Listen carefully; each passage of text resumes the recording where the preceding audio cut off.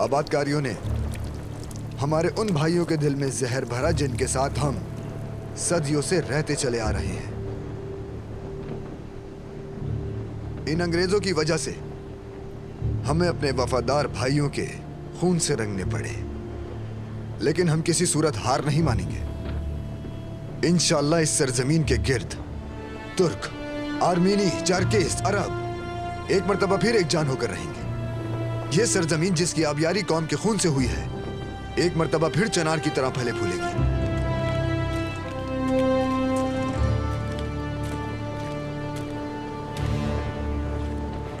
देखो तुमने पैर कहां रखा है। जिस खून पर तुमने पैर रखा है वो मेरे सिपाहियों को मारने की कोशिश करने वाले तुम्हारे जलील साथियों का है।